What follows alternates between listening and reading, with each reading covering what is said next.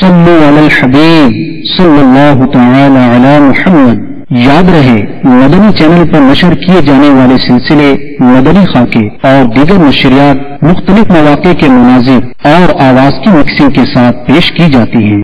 صلو علی الحبیب صلی اللہ تعالی علی محمد۔ نیت المؤمن خیر من عملہ، مسلمان کی نیت اس کے عمل سے بہتر ہے۔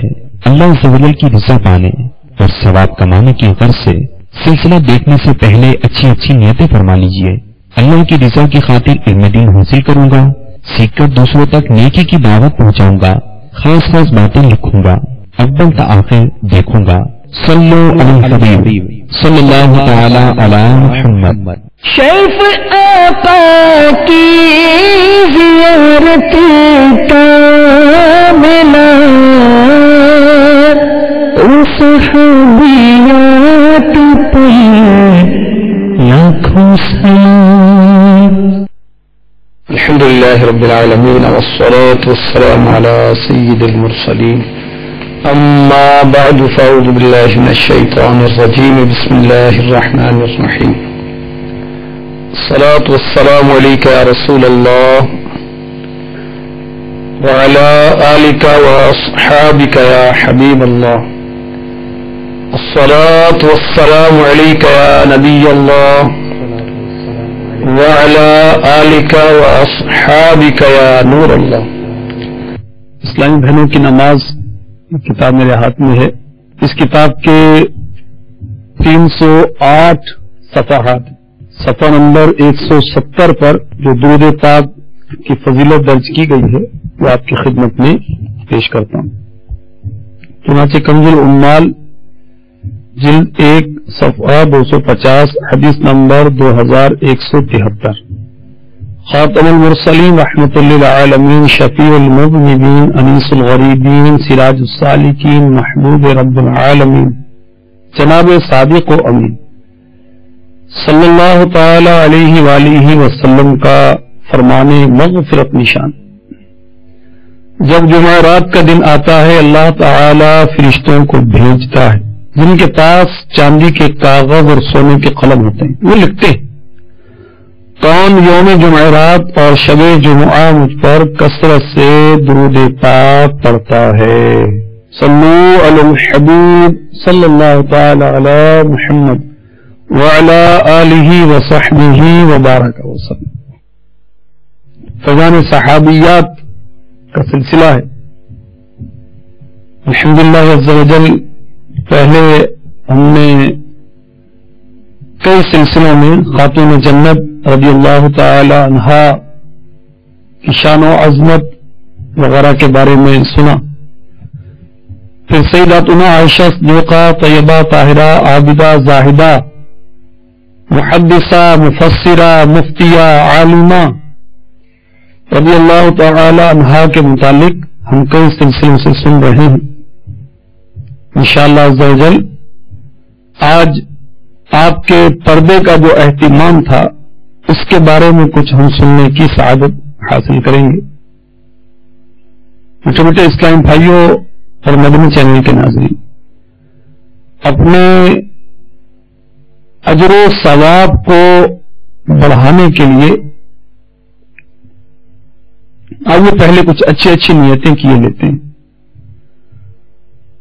نیت المؤمن خیر من عملہ، یہ حدیث پاک ہے، فرمان مصطفیٰ ہے صلی اللہ تعالی علیہ وآلہ وسلم۔ بندہ مومن کی نیت اس کے عمل سے بہتر ہے۔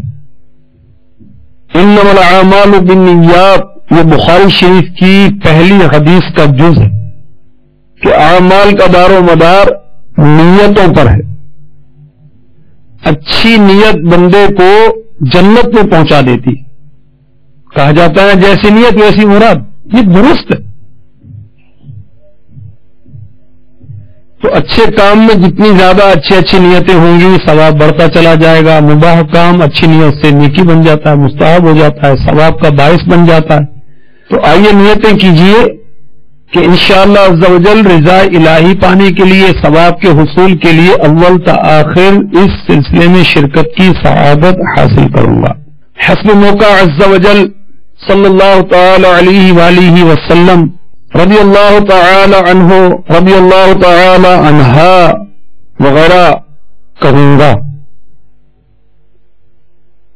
نگاہیں نیچی رکھنے کی مشق کرنے کے لیے نگاہیں نیچی رکھ کر سننے کی سعادت حاصل کروں گا۔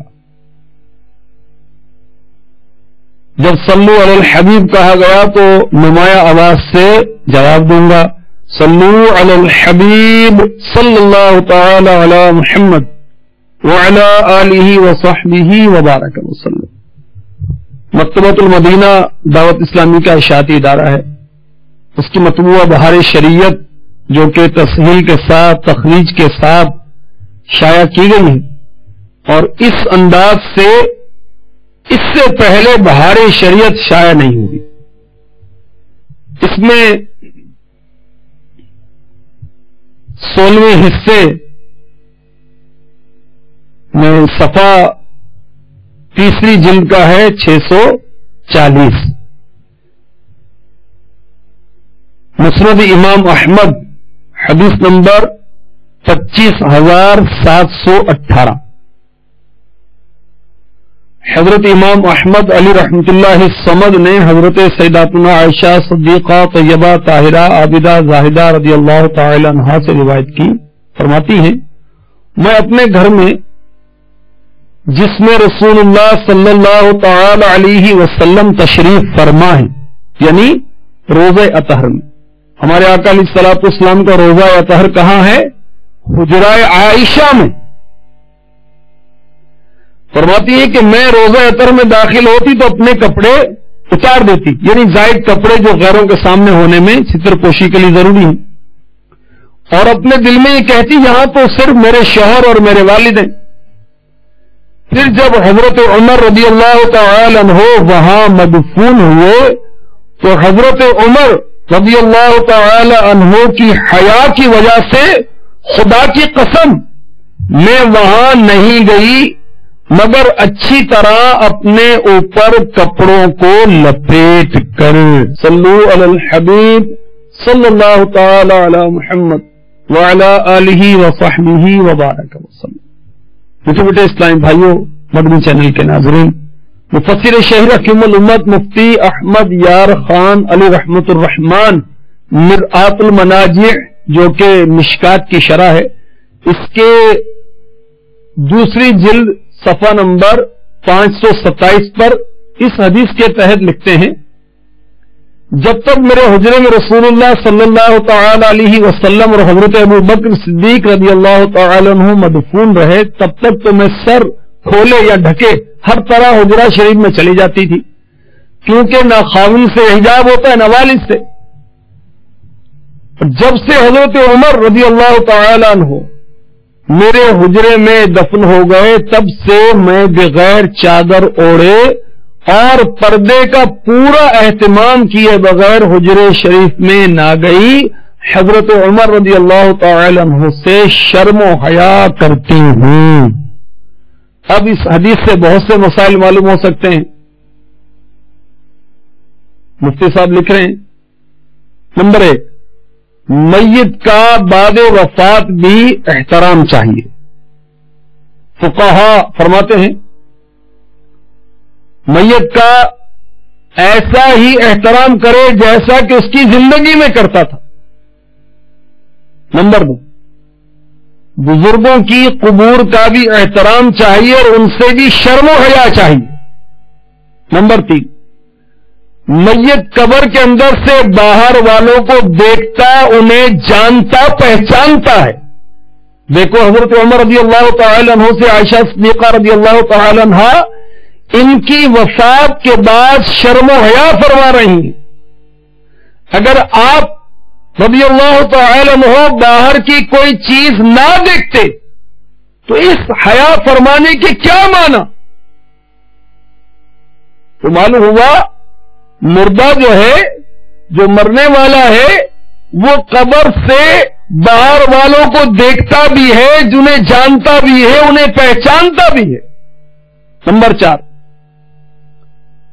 قبر کی مٹی، قبر کے تختے وغیرہ میت کی آنکھوں کے لیے حجاب یعنی رکاوٹ نہیں بن سکتے، مگر زائر یعنی جو زیارت کے لیے قبر پر حاضر ہوا ہے اس کے جسم کا لباس قبر والے کے لیے آڑ ہے، لہذا میت کو زائر ننگا نہیں دکھائی دیتا، ورنہ حضرت عائشہ صدیقہ رضی اللہ تعالی عنہا کا چادر اوڑھ کر وہاں جانے کے کیا معنی تھے؟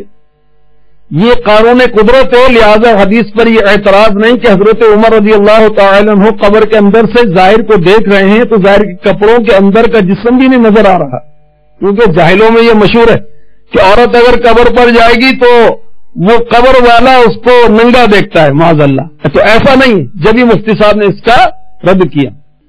مزید اس حدیث سے ہمیں دو باتیں معلوم ہوئی، نمبر 1 غیر محرم سے پردہ، نمبر 2 حیا۔ اب عورت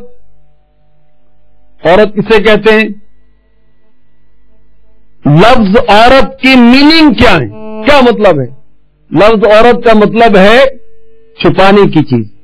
جی ہاں، پردے کے بارے میں سوال جواب کہ صفحہ 1 تا 2 میں امیر علیہ سنت نے سنن ترمذی جلد 2 صفحہ 392 حدیث نمبر 1176 کے حوالے سے لکھا کہ اللہ کے محبوب دانہ غیوب منزہ عن العیوب صلی اللہ تعالی علیہ وسلم کا فرمان عالی شان عورت ہے، یعنی چھپانے کی چیز ہے۔ جب وہ یعنی عورت نکلتی ہے تو اسے شیطان جھانک کر دیکھتا ہے، یعنی اسے دیکھنا شیطانی کام ہے۔ عورت جب نکلے تو مرد اسے گھورتا ہے تو کیا کرتا ہے؟ شیطانی کام کرتا ہے۔ ہمارے امی جان سیداتنا عائشہ صدیقہ طیبہ طاہرہ عابدہ زاہدہ مفسرہ محدثہ مفتیہ عالمہ رضی اللہ تعالی عنہا پردے کا بہت زیادہ اہتمام فرماتی تھی، اور آیت حجاب کے بعد تو پردہ تاکیدی فرض ہو گیا تھا۔ اللہ تبارک و تعالی نے اس کے محبوب علیہ الصلوۃ والسلام نے انسانی فطرت کے تقاضوں کے مطابق بدکاری کے دروازوں کو بند کرنے کے لیے عورتوں کو پردے میں رہنے کا حکم دیا۔ اور یاد رکھیے کہ پردے کی فرضیت اور اس کی اہمیت قرآن پاک سے ثابت ہے، احادیث سے ثابت ہے۔ چنانچہ قرآن پاک میں اللہ تبارک و تعالی نے عورتوں پر پردہ فرض کرتے ہوئے فرمایا، یہ پارہ 22 سے سورہ احزاب کی آیت نمبر 33 ارشاد ہوتا ہے وَقَرَّ فِي بُيُوتِكُنَّ وَلَا تَبَرَّجْنَ تَبَرُّجَ الْجَاهِلِيَّةِ الْأُولَى۔ ترجمہ کنز الایمان، اور اپنے گھروں میں ٹھہری رہو اور بے پردہ نہ رہو جیسے اگلی جاہلیت کی بے پردگی۔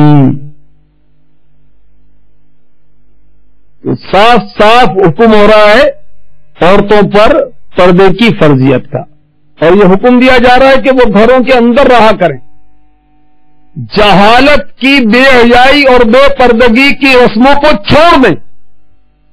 جہالت کے زمانے میں کیا ہوتا تھا کہ عرب کے کفار کا یہ دستور تھا کہ ان کی عورتیں بن سنور کر، جسے ہم آج کل کہتے ہیں کہ میک اپ کر کے بے پردہ نکلتی تھی بازاروں میں، میلوں میں، اور مردوں کے دوش بدوش گھومتی پھرتی تھی۔ جیسے آج بھی بعض جاہل مرد اور جاہل عورتیں یہ کہتے سنائی دیتے ہیں کہ مرد عورت کو شانہ بشانہ کام کرنا چاہیے، مل جل کر کام کرنا چاہیے، چادر اور چار دیواری تو پرانی بات ہے۔ جہالت کی بنا پر ایسی باتیں کرتے ہیں، اللہ کی پناہ۔ تو اسلام نے عورتوں کو بے پردگی کی بے حیائی سے روکا اور گھروں کے اندر رہنے کا حکم دیا کہ بلا ضرورت گھر سے باہر نہ نکلیں، اور اگر بامر مجبوری گھر سے باہر نکلنا پڑے تو زمانہ جاہلیت کی طرح بناؤ سنگار کر کے نہیں، بے پردہ نہیں، بلکہ باپردہ نکلیں. جامع ترمذی حدیث نمبر 1176 جو آپ نے پہلے بھی سنی پھر سن لیجئے. میرے آقا علیہ الصلوۃ والسلام فرما رہے ہیں عورت پردے میں رہنے کی چیز ہے. جس وقت وہ بے پردہ ہو کر باہر نکلتی ہے شیطان اس کو جھانک جھانک کر دیکھتا ہے. سیدتنا عائشہ صدیقہ طیبہ طاہرہ عابدہ زاہدہ رضی اللہ تعالی عنہا پردے کے معاملے میں کس قدر احتیاط فرماتی تھیں. میٹھے میٹھے اسلامی بھائیوں، مدنی چینل کے ناظرین اور پردے میں رہ کر سننے والی اسلامی بہنوں، اس کی ایک جھلک ملاحظہ فرمائیے. ابو القعیس کی زوجہ نے ام المؤمنین حضرت سیداتنا عائشہ صدیقہ رضی اللہ تعالی عنہا کو بچپن میں دودھ پلایا تھا. لہذا ابو القعیس حضرت سیداتنا عائشہ صدیقہ رضی اللہ تعالی عنہا کے رضائی والد ہوئے، جسے ہم دودھ کے رشتے کہتے ہیں. اس رشتے میں وہ والد ہوئے. اور ابو القعیس کے بھائی افلاح حضرت سیداتنا عائشہ صدیقہ رضی اللہ تعالی عنہا کے رضائی چچا ہوئے. پردے کے متعلق آیات نازل ہوئی تو افلاح نے حضرت سیداتنا عائشہ صدیقہ رضی اللہ تعالی عنہا کے پاس آنا چاہا تو آپ نے پردے کی احتیاط کے پیش نظر منع فرما دیا. چنانچہ بخاری شریف میں ہے، یہ حدیث نمبر ہے 4796 کہ ہماری امی جان سیداتنا عائشہ صدیقہ رضی اللہ تعالی عنہا فرماتی ہیں پہلے میں سرکار مدینہ منورہ سردار مکہ مکرمہ صلی اللہ تعالی علیہ وسلم سے دریافت کر لوں کہ دودھ کے رشتے کی وجہ سے افلاح کا مجھ سے پردہ ہے یا نہیں، کیونکہ میں یہ سمجھتی ہوں کہ دودھ تو میں نے ابو القعیس کی زوجہ کا پیا ہے، افلاح سے کیا رشتہ. اس پر رسول اکرم صلی اللہ تعالی علیہ وسلم نے ارشاد فرمایا اے عائشہ افلاح کو اجازت دے دو، وہ تمہارے رضائی چچا ہیں. تو ہماری امی جان سیداتنا عائشہ صدیقہ رضی اللہ تعالی عنہا پردے کے معاملے میں کس قدر احتیاط فرماتی تھی کہ پیارے آقا علیہ الصلوۃ والسلام نے جب تک اجازت مرحمت نہیں فرمائی تو آپ نے اپنے رضائی چچا سے بھی جو دودھ کے رشتے میں چچا تھے ان سے بھی پردہ فرمایا. رضاعت کسے کہتے ہیں سن لیجئے، سمجھ لیجئے. شرعی اصطلاح اور شرعی اصطلاح بہت ساری ہیں. اللہ میں مدنی ماحول نصیب فرمائے. اسلامی بہنیں اجتماع میں آتی رہیں گی، مدنی چینل دیکھتی رہیں گی، کتب کا مطالعہ کرتی رہیں گی تو انشاءاللہ بہت سی شرعی اصطلاحات کا علم ہوتا رہے گا. بحر شریعت جلد 3 صفحہ 25 پر ہے وہ بچہ جس کی عمر 2.5 سال سے کم ہو اس کا کسی عورت کا دودھ پینا رضاعت کہلاتا ہے. اب بچے کو 2 سال تک دودھ پلایا جائے، اس سے زیادہ کی اجازت نہیں، یاد رکھیے یہ ایام رضاعت ہیں. اب دودھ پینے والا لڑکا ہے یا لڑکی ہے؟ اب عوام میں مشہور ہے کہ لڑکی کو 2 سال لڑکے کو 2.5 سال تک پلا سکتے ہیں، یہ درست نہیں. یہ حکم دودھ پلانے کا ہے اور نکاح حرام ہونے کے لیے 2.5 برس کا زمانہ ہے. 2 سال کے بعد دودھ پلانا حرام ہے. 2.5 سال کے اندر اگر دودھ عورت نے پلا دیا حرمت نکاح ثابت ہو جائے گی. اگر اس کے بعد پیا تو حرمت نکاح نہیں، اگرچہ پلانا جائز نہیں. حرمت نکاح کا حرام ہونا، ٹھیک ہے. رضا یعنی دودھ کا رشتہ عورت کا دودھ پینے سے ثابت ہوتا ہے. مرد یا جانور کا دودھ پینے سے ثابت نہیں، اور دودھ پینے سے مراد یہی معروف طریقہ نہیں. اگر حلق یا ناک میں ٹپکایا گیا جب بھی یہی حکم ہے. تھوڑا سا پیا زیادہ بہرحال حرمت ثابت ہوگی، جبکہ اندر پہنچ جانا معلوم ہے. اب رضاعت کے بارے میں پیارے آقا علیہ الصلوۃ والسلام کا ارشاد پاک صحیح بخاری حدیث نمبر 5239. پیارے آقا علیہ الصلوۃ والسلام فرماتے ہیں جو عورتیں ولادت یعنی نسب سے حرام ہیں وہ رضاعت سے حرام ہیں. اور صحیح مسلم شریف حدیث نمبر 1446 مولا علی مشکل کشا کرم اللہ تعالی وجہہ الکریم روایت کرتے ہیں رسول اللہ صلی اللہ تعالی علیہ وسلم نے فرمایا بے شک اللہ تعالی نے رضا سے انہیں حرام کر دیا جنہیں نسب سے حرام فرمایا. اب تفصیلی بیان بھاری شریعت وغیرہ میں اگر اسلامی بھائی اسلامی بہنیں پڑھ لیں گی تو انشاءاللہ عز و جل مفید معلومات حاصل ہو جائیں گی. ہمارے امی جان سیداتنا عائشہ صدیقہ طیبہ طاہرہ عابدہ زاہدہ رضی اللہ تعالی عنہا پردے کا خوب اہتمام فرماتی تھی. اس کی ایک مزید جھلک ملاحظہ فرمائیے. طبقات ابن سعد جلد 8 صفحہ 64 حضرت صفیہ رضی اللہ تعالی عنہ فرماتی ہے میں نے ام المؤمنین حضرت سیداتنا عائشہ صدیقہ طیبہ طاہرہ عابدہ زاہدہ رضی اللہ تعالی عنہ کو دیکھا کس حال میں؟ حالت طواف میں خانہ کعبہ کے گرداب طواف کر رہی تھی. اس حالت میں آپ اپنے چہرہ پر نور پر نقاب ڈالے ہوئی تھی. حالت طواف میں بھی حالت احرام میں بھی ہماری امی جان نے چہرے پر نقاب کیا ہوا تھا. ابو داؤد شریف حدیث نمبر 1833 ام المؤمنین سیداتنا عائشہ صدیقہ رضی اللہ تعالی عنہا روایت فرماتی ہم رسول اکرم صلی اللہ تعالی علیہ وسلم کے ساتھ سفر حج میں حالت احرام میں تھی. جب ہمارے پاس سے کوئی سوار گزرتا تو ہم اپنی چادروں کو اپنے سروں سے لٹکا کر چہرے کے سامنے کر لیتی اور جب لوگ گزر جاتے تو ہم چہرہ کھول لیتی. یاد رکھیے حالت احرام میں چہرے سے کپڑا مس ہو ٹچ ہو یہ منع. اس حالت میں بھی ام المؤمنین رضی اللہ تعالی عنہا اپنے چہرے کو غیر مردوں سے چھپانے کا اہتمام فرماتی ہے. احرام میں چہرے پر کپڑا مس کرنا حرام، لہذا اس احتیاط سے چہرہ چھپاتی تھیں کہ کپڑا چہرے سے مس نہ. اس مقام پر یہ بات بھی یاد رکھیے کہ صحابیات رضی اللہ تعالی عنہن عام طور پر اپنے چہرے کو چھپاتی تھیں اور سخت پردہ کرتی تھیں. جب یہ حدیث پاک میں حالت احرام میں چہرہ نہ چھپانے کا حکم دیا گیا چنانچہ بخاری شریف میں تاجدار رسالت شہنشاہ نبوت صلی اللہ تعالی علیہ وآلہ وسلم کا فرمان حالت احرام میں کوئی عورت نہ چہرے پر نقاب لے نہ ہی دستانے پہنے. یہ بخاری شریف کی حدیث اور حدیث نمبر ہے 1838. تو ہمارے امی جان حالت احرام میں بھی پردہ کرتی تھیں نقاب کرتی تھیں اس احتیاط کے ساتھ وہ کپڑا چہرے پر مس نہ ہو ٹچ نہ ہو. بخاری شریف حدیث نمبر 1513 ام المؤمنین حضرت عائشہ صدیقہ رضی اللہ تعالی عنہا دوران طواف مردوں سے الگ ہو کر طواف کیا کرتی.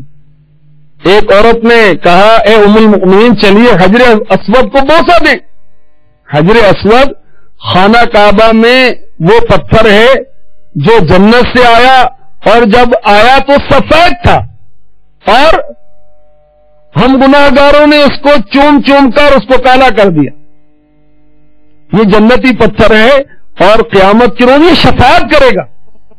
اس کو بوسہ دیتے ہیں مرد عورت اور ہمارے آقا علیہ الصلوۃ والسلام نے بھی اس کو بوسہ دینے کا شرف بخشا. تو عرض کیا گیا کہ ام المؤمنین چلیے حجر اسود کو بوسہ دیں. ہماری امی جان عائشہ صدیقہ رضی اللہ تعالی عنہ نے فرمایا تم جاؤ، خود نہیں گئی. بس ازواج مطہرات رات کو اس طرح نکلتی تھیں کہ پہچانی میں جاتی تھیں. طواف کے بعد جب کعبے کے اندر داخل ہونا چاہتی تو باہر کھڑی رہتی حتیٰ کہ خانہ کعبہ خالی ہو جاتا. وہ اسلامی بہنیں جو حج عمرہ کی سعادت حاصل کرتی انہیں یہ احتیاط چاہیے.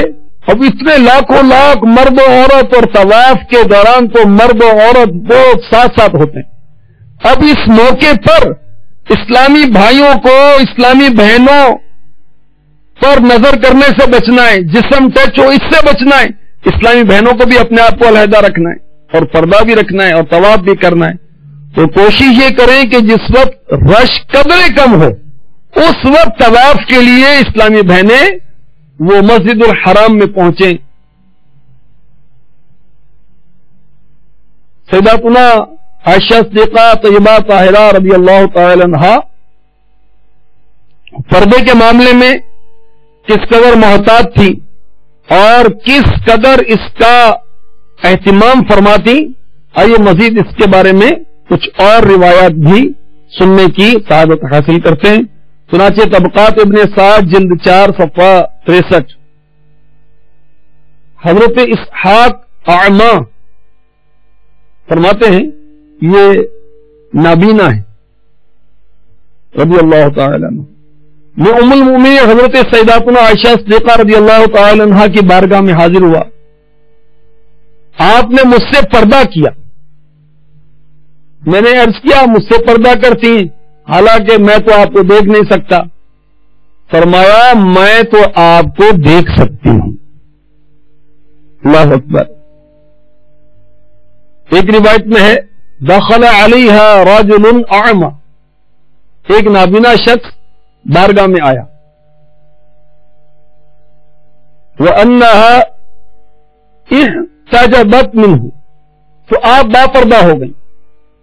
فقیل لہا یا ام المؤمنین، عرض کی گئی اے ام المؤمنین انہ اعمی لا ينظر الیکی، وہ تو آپ کو دیکھ نہیں سکتا. قالت، ہماری امی جان نے ارشاد فرمایا ولکنی انظر الیہ، میں تو انہیں دیکھ سکتی. مجھے بیٹے اسلامی بھائیوں معلوم ہوا کہ اسلامی بہنوں کا نابینا سے بھی پردہ ہے، نابینا مرد سے بھی پردہ ہے. اس سلسلے میں ایک اور روایت سنیے، جامع ترمذی حدیث نمبر 2787. ایک دن رسول کریم صلی اللہ تعالی علیہ وسلم اپنی ازواج حضرت ام سلمہ، حضرت میمونہ رضی اللہ تعالی عنہما کے ہاں تشریف فرما تھے. اچانک ایک نابینا صحابی آ گئے، حضرت عبداللہ ابن ام مکتوم رضی اللہ تعالی عنہ. پیارے آقا علیہ الصلوۃ والسلام نے ازواج سے فرمایا احتجبا منہ، ان سے پردہ کرو. عرض کیا یا رسول اللہ صلی اللہ علیہ وسلم یہ تو نابینا ہے. فرمایا تم تو نابینا نہیں ہو. مفتی احمد یار خان نعیمی رحمۃ اللہ تعالی علیہ اسلامی زندگی آپ کی کتاب ہے، مکتبۃ المدینہ نے اس کو شائع کیا ہے، آپ ہدیتاً وہاں سے لے سکتے ہیں. اور اگر آپ کے شہر کے اندر مکتبہ نہیں تو غم نہ کیجیے. الحمدللہ عز و جل دعوت اسلامی کی ویب سائٹ جو ہے www.dawatislami.net، اس کا وزٹ کیجیے.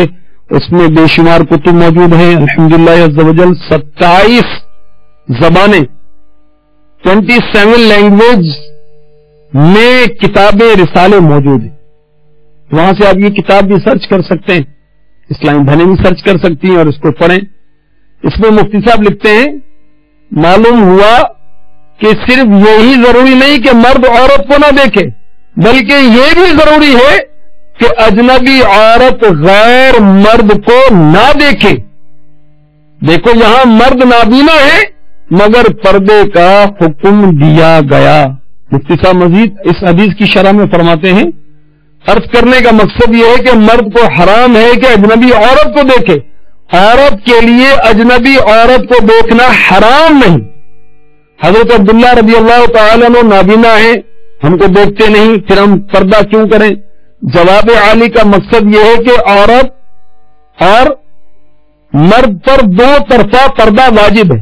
نہ تو مرد اجنبی عورت کو دیکھے نہ اجنبی مرد عورت کو. اس حدیث کی بنا پر بعض علماء کا فرمان ہے کہ عورت بھی اجنبی مرد کو نہیں دیکھ سکتی.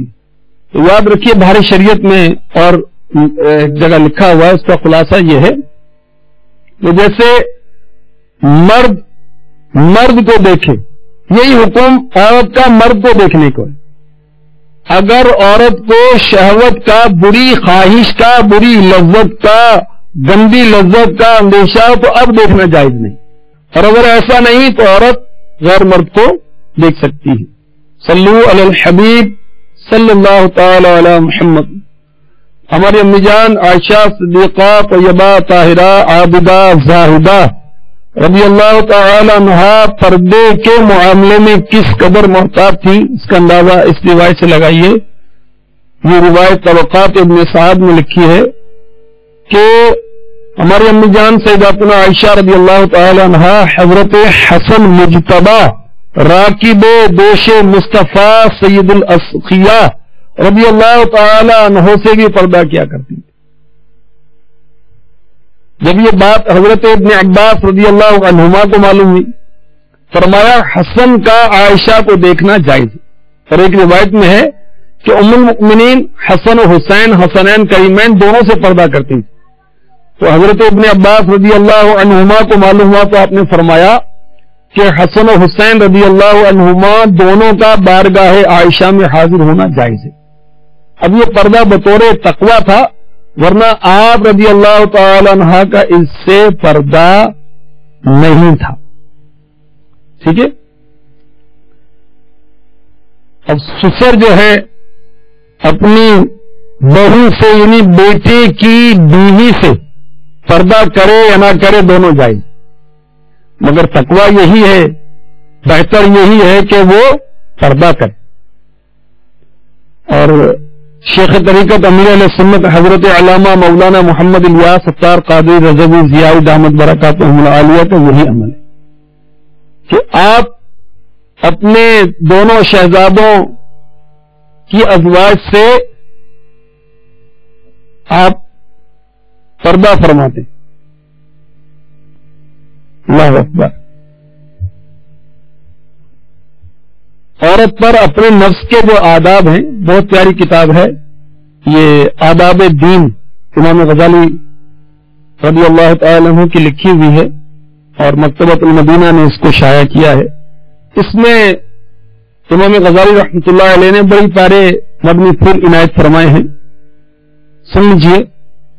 فرماتے ہیں عورت کو چاہیے کہ وہ ہمیشہ اپنے گھر کی چار دیواری میں گوشہ نشین رہے. اللہ والے عورتوں کو گھروں میں رکھنا چاہتے، اور قرآن کی آیت آپ نے سنی کہ اپنے گھروں میں ٹھہری رہو، بے پردہ نہ رہو. تو اللہ والے بھی گھر کا کہہ رہے ہیں، چادروں چار دیواری کا فرما رہے ہیں. امام غزالی فرماتے ہیں بلا ضرورت، اسلامی بہنوں کے لیے فرما رہے ہیں، بلا ضرورت چھت پر بار بار نہ چڑھے، اپنی گفتگو پر پڑوسیوں کو آگاہ نہ کرے، اس کی آواز بھی باہر نہ جائے. تو وہ ہماری نادان بہنیں جو بچوں کو جھاڑتے ہوئے مارتے ہوئے یا گھر میں وہ خادمہ کو ماسی اور جو عورت کام والی گھر میں رکھی ہوتی ہے اس کو پکارتے ہوئے آواز بلند کرتی ہیں، انہیں سوچنا چاہیے عورت کی آواز بھی عورت ہے.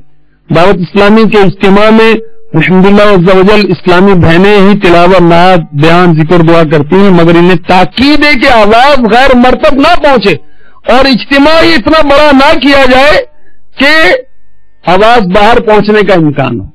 اجتماع زیادہ ہو جائے تو اس کو دو حصوں میں تقسیم کر دیا جائے. اگر حلقے میں ایک اجتماع ہے اس کی تعداد اس قدر زیادہ ہو گئی کہ آواز بلند ہوگی اور باہر غیر مردوں تک پہنچے گی تو دو اجتماع کر دیے جائیں. پھر تعداد بڑھے تو چار اجتماع کر دیے جائیں، مگر آواز غیر مردوں تک نہیں پہنچنا چاہیے. تو امام غزالی علیہ رحمۃ اللہ تعالی الوالی فرما رہے ہیں کہ عورت اپنی گفتگو پر پڑوسیوں کو آگاہ نہ کرے، اتنی آواز میں گفتگو نہ کرے کہ اس کی آواز چار دیواری سے باہر نکلے. بلا ضرورت پڑوسیوں کے پاس آیا جایا نہ کرے. جب اس کا شوہر اس کی طرف دیکھے تو اسے خوش کرے، شوہر کی غیر موجودگی میں اس کی عزت کی حفاظت کرے، گھر سے نہ نکلے. ہاں ضرورت اگر کسی کام سے نکلنا پڑے تو با پردہ ہو کر نکلے.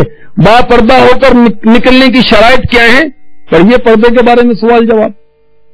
پردے کے بارے میں انسائکلوپیڈیا بہت ہی پیاری کتاب ہے. ایسے راستے اور جگہ سے گزرے جہاں زیادہ ہجوم اور آمد و رفت نہ ہو، اپنی غربت وغیرہ کو چھپائے، بلکہ جاننے والے کے سامنے بھی اپنے آپ کو اجنبی ظاہر کرے. اپنی تمام تر کوشش نفس کی اصلاح اور گھریلو معاملات کی درستی میں صرف کرے، نماز روزے کی پابندی کرے، اپنے عیوب پر نظر رکھے، دینی معاملے میں خوب غور و تفکر کرے، خاموشی کی عادت بنائے، نگاہیں نیچی رکھے، اپنے دل میں رب جبار عز و جل کا خوف پیدا کرے، کثرت سے اللہ عز و جل کا ذکر کرے، اپنے شوہر کی فرما بردار رہے، اسے رزق حلال کمانے کی ترغیب دلائے، تحائف وغیرہ کی زیادہ فرمائش نہ کرے، شرم و حیا کو لازم پکڑے، بد زبانی فحش کلامی یعنی گندی باتیں نہ کرے، صبر و شکر کرے، اپنے نفس کے معاملے میں اثار کرے، اپنی حالت اور خوراک کے معاملے میں خود کو تسلی دے، جب شوہر کا دوست گھر میں آنے کی اجازت چاہے اور شوہر گھر میں موجود نہ ہو تو اسے گھر میں آنے کی اجازت نہ دے، اور اپنے نفس اور شوہر سے غیرت کرتے ہوئے اس سے کثرت کلام نہ کرے۔ یہ تو ایسا معلوم ہوتا ہے کہ امام غزالی مدنی انعامات کی ترغیب دلا رہے ہیں اسلامی بہنوں کو۔ تو مدنی انعامات کیا ہیں؟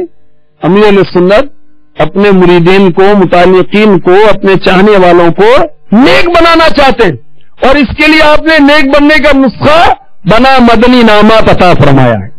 اسلامی بھائیوں کے لیے 72، اسلامی بہنوں کے لیے 63، پھر جامعہ کے طلباء کے لیے طالبات کے لیے الگ ہیں، مدرسے کے طلباء طالبات کے لیے الگ ہیں، اور خصوصی اسلامی بھائیوں کے لیے الگ مدنی انعامات ہیں۔ ان کو اگر پڑھا جائے اور ان پر عمل کیا جائے، روز فکر مدینہ کیا جائے، تو انشاءاللہ عز و جل اللہ تعالیٰ کی رحمت سے وہ نیک بننے کا سلسلہ ہو جائے۔ صلو علی الحبیب صلی اللہ تعالی علی محمد وعلی آلہ وصحبہ وبارک وسلم۔ شیف آقا کی زیارت کا ملا صحابیات پر لاکھوں سلام۔